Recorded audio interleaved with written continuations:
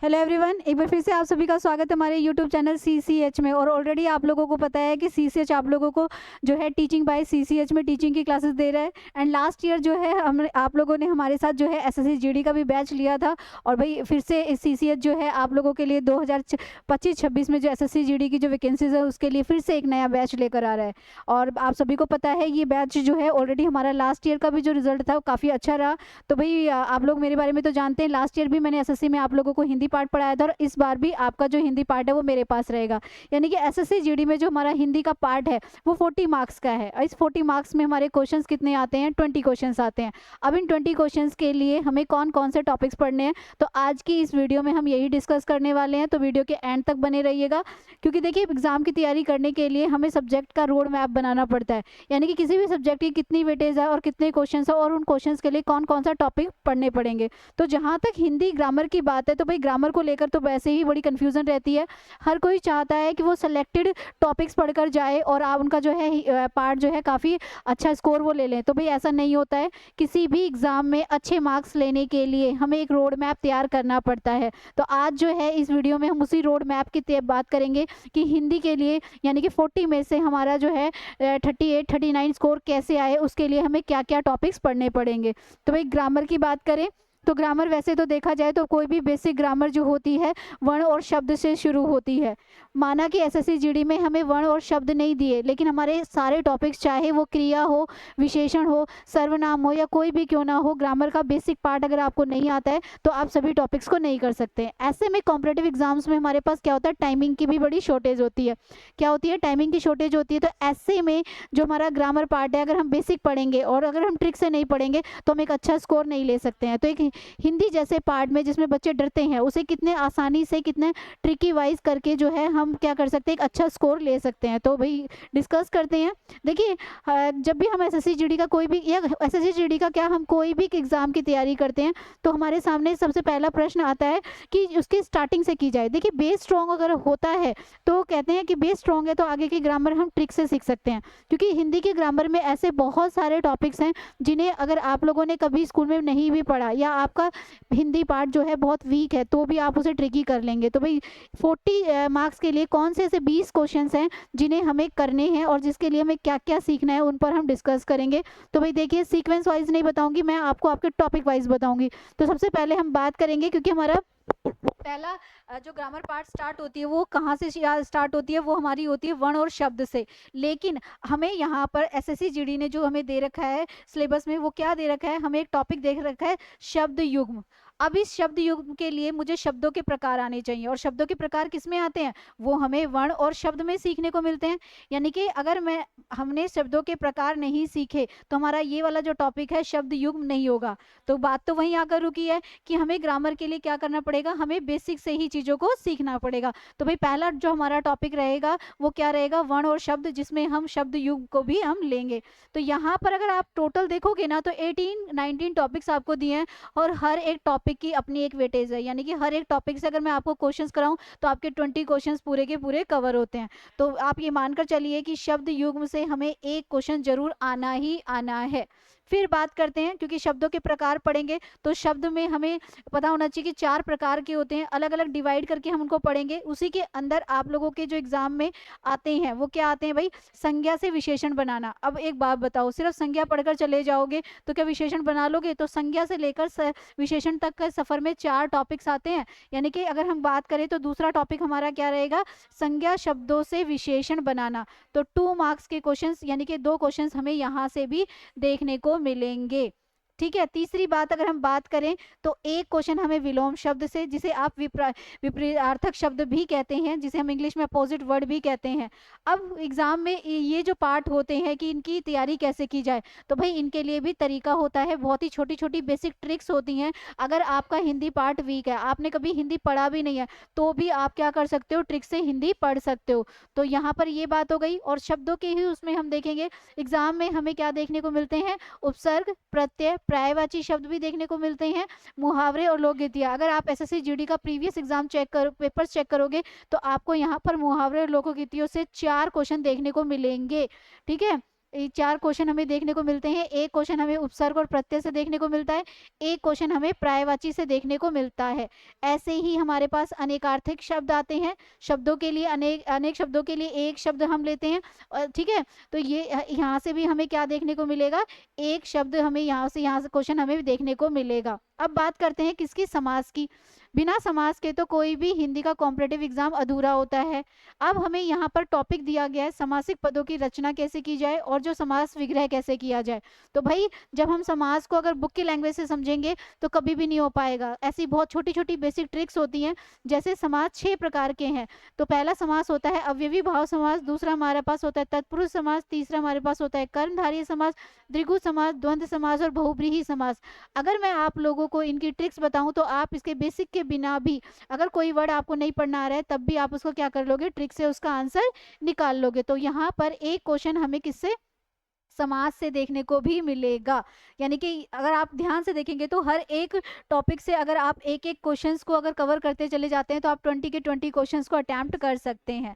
बात करें वाक्य शुद्धि की, आपने प्रीवियस पेपर्स देखा है तो वाक्य शुद्धि भाई तो यहाँ पर डेली बेसिस पर जो है आप यूट्यूब से हमारे जुड़े रहिए। डेली बेसिस पर जो है प्रैक्टिस क्लास होगी। आपको पता है वाक्य शुद्धि जो होती है उसमें वर्तनी और उच्चारण से संबंधित गलतियाँ होती हैं, लेकिन अगर हम उच्चारण और वर्तनी से रिलेटेड छोटी छोटी बेसिक चीज़ें और छोटी छोटी ट्रिक्स सीख लें तो यहाँ भी हम गलती करने से बचेंगे।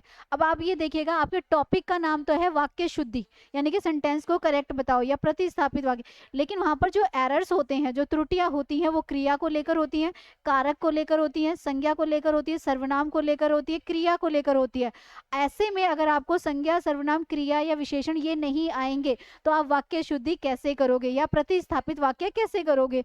तो वो बात वही है कि ग्रामर के टॉपिक सिलेक्टेड हो जाने से सिर्फ यही टॉपिक्स नहीं पढ़ने हैं भाई, हमें ग्रामर को पूरा बेसिक पार्ट से ही पढ़ना है, ठीक है। फिर उसके बाद हमारा एक टॉपिक है वाच्य, जिसे आप वाक्य भी कहते हैं। वाक्य 3 जो है प्रकार बताने हैं, कृतवाच्य क्या है, कर्मवाच्य क्या है और भाववाच्य क्या है। तो एक क्वेश्चन हमें यहाँ से भी देखने को मिलेगा। बात करें नेक्स्ट टॉपिक की, क्रिया की, तो ऐसा तो कोई एग्जाम, मैंने कहा ना, प्रतिस्थापित, उच्चारण और वर्तनी में क्रिया से रिलेटेड और कारक से रिलेटेड वर्तनी संबंधी हम गलतियां करते हैं। ऐसे में क्रिया को सिर्फ सकर्मक और अकर्मक पढ़ लिया तो काम नहीं चलेगा। आपके एग्जाम में भी लास्ट प्रीवियस एग्जाम भी देखोगे तो वहां पर एग्जाम में आया था प्रेरणार्थक क्रिया क्या होती है। देखिए अब आपके सिलेबस में तो प्रेरणार्थक दिया ही नहीं है, लेकिन आपको जो है पेपर में क्या दे दिया है, प्रेरणार्थक क्रिया दे दिया, जबकि आपके सिलेबस में क्या है, सकर्मक है, अकर्मक है और पूर्वकालिक क्रिया है, जबकि एग्जाम में हमारे पास क्या आई, प्रेरणार्थक क्रिया। तो ऐसे में अगर हम सिलेक्टेड क्रिया पढ़कर जाएंगे तो हमारा एग्जाम नहीं हो पाएगा। लेकिन अगर मैं अभी आपको खड़े खड़े ये बता दूं कि जब क्रिया का कर्ता कोई काम खुद नहीं करता बल्कि अपने मार्गदर्शन से किसी और से करवाता है, तब वो क्रिया क्या कहलाती है, तब वो क्रिया प्रेरणार्थक क्रिया कहलाती है। तो भाई यहाँ पर क्रिया के एक पार्ट को नहीं लेंगे, क्योंकि स्कूल टाइम से हम सिर्फ एक बेसिक चीज सीखते हुए आ रहे हैं कि क्रिया के मुख्यतः 2 भागों में बांटी जाती है, एक अकर्मक और सकर्मक। बट ऐसा नहीं है, क्रिया को हम 2 पार्ट्स में बांटते हैं, एक रचना के आधार पर और एक कर्म के आधार पर। रचना के आधार पर 2 तरह की क्रिया और कर्म के आधार पर कई तरह की हमारे पास क्रियाएं आती हैं। तो ऐसे में जो है क्या है, हमें क्रिया का पूरा पार्ट सीखना है। बात करेंगे शब्द शुद्धि की, जिसे मैं वर्तनी कह रही हूँ, वर्तनी इट मीन्स स्पेलिंग्स। तो भाई स्पेलिंग्स के लिए भी मैं यहाँ पर आपको छोटी छोटी बेसिक प्रैक्टिस के साथ तरीका बताने वाली हूँ, जिससे हम क्या कर सकते हैं, शब्द शुद्धि का भी कारणों को जान सकते हैं। देखिए कारण तो होते किसके कारण है, क्रिया के कारण वर्तनी में गड़बड़ होती है, कारक के कारण होती है, और हमारा जो बेसिक ग्रामर के कई पार्ट्स हैं, अगर हमें ग्रामर के बेसिक चीज़ों के बारे में नहीं पता होगा तो इन एरर्स को हम कभी भी जो है नहीं पहचान पाएंगे। तो टोटली बात ये कि अगर ग्रामर पढ़नी है तो वो A to Z में ही चलेगी, यानी कि 1 to 10 में ही चलेगी। और हमें क्या करना है, हमें वर्ण से स्टार्ट करना है। वर्ण हो गए, शब्द हो गए, शब्द वाला प्रकार का जो पार्ट है वो हमारी 4 क्लासेस में जाएगा, जिसमें हम पूरा डीपली उनको 4 पार्ट्स में डिवाइड करके एक पूरा सेशन कंप्लीट करेंगे। तो भाई ये हो गया। एंड साथ ही कुछ ऐसे सिलेक्टेड वर्ड्स भी हमें, सिमिलर्स वर्ड्स जिसे हम कहते हैं, जो हिंदी और इंग्लिश में काफ़ी हमारे, आपको पता है academic and non academic area होता है, 2 तरह के काम होते हैं और दोनों में ही यूज होता है। तो यहाँ पर एक क्वेश्चन हमें यहाँ से भी देखने को मिलेगा। बात करते हैं वाक्यों की, तो वाक्य भाई कई तरह के हैं, आपने प्रीवियस एग्जाम देखे हैं तो आपको देखने को मिलता है सरल वाक्य क्या होता है, संयुक्त वाक्य क्या होता है या मिश्र वाक्य क्या होता है। बहुत छोटी छोटी बेसिक सी चीजें हैं, अगर अभी क्लास में भी बताऊं तो अभी आप सीख जाओगे, बट इसके लिए आप लोगों को क्लास लेनी पड़ेगी। तो एक क्वेश्चन हमें कहाँ से देखने को मिलेगा, एक क्वेश्चन हमें वाक्यों से भी और वाक्यों के प्रकार से भी देखने को मिलेगा। अब यहाँ पर 2 टॉपिक्स और बच गए हैं जो एसएससी जीडी ने सिलेबस में तो ऐड किए हैं, लेकिन हमें इसके क्वेश्चंस कम देखने को मिलते हैं। लेकिन अगर इसके क्वेश्चंस हमें कम देखने को मिल रहे हैं तो इसकी जगह हमें देखने को क्या मिलता है भाई, देखिए यहाँ पर दिया है कार्यालय पत्रों से संबंधित ज्ञान, यानी कि, लेकिन इसकी जगह हमें पेपर में क्या देखने को मिलते हैं, गद्यांश यानी कि पैसेज हमें देखने को मिलता है। और पैसेज के अंदर भी हमें सारी चीज़ें उच्चारण, वर्तनी, संज्ञा, सर्वनाम से संबंधित और आपके जो है अंडरस्टैंडिंग बेस्ड क्वेश्चन आते हैं। लेकिन फिर भी क्योंकि सिलेबस का पार्ट है कार्यालय पत्र से संबंधित, यानी कि यहाँ पर मैं आप लोगों को औपचारिक और अनौपचारिक पत्रों का एक फॉर्मेट बताऊंगी कि कैसे जो है हम औपचारिक और अनौपचारिक उसको सीख सकते हैं। तो भाई ये भी आपके सिलेबस का पार्ट है, तो मानकर चलिए पैसेज के अगर इनमें से क्वेश्चन कम करते हैं तो यहाँ से 5 मार्क्स का पार्ट हमारा कवर, मतलब 5 क्वेश्चंस का पार्ट हमारा कवर होता है। यानी कि अगर वो ग्रामर पार्ट में से कम दे रहे हैं, यानी कि इन टॉपिक्स में से आपको कम वो दे रहे हैं, तो एक पैसेज दे दिया तो 5 क्वेश्चन वो वहाँ कवर कर लेगा। ये मैं आपको इसलिए बता रही हूँ क्योंकि आपका जो पेपर का जो पैटर्न है वो कितना है, वो 40 मार्क्स का है। कितना है, 40 मार्क्स का है। और जो है उसमें जो क्वेश्चंस आने हैं वो कितने आने हैं भाई, वो आपको क्वेश्चंस आने हैं 20 क्वेश्चंस। कितने क्वेश्चंस आने हैं, 20 क्वेश्चंस आप लोगों को वहां पर आने हैं। तो भाई आप अगर ध्यान से काउंट करेंगे तो आप देख लीजिए हर एक टॉपिक से एक एक दो दो क्वेश्चंस भी लें तो 20 क्वेश्चंस हमारे कवर होते हैं।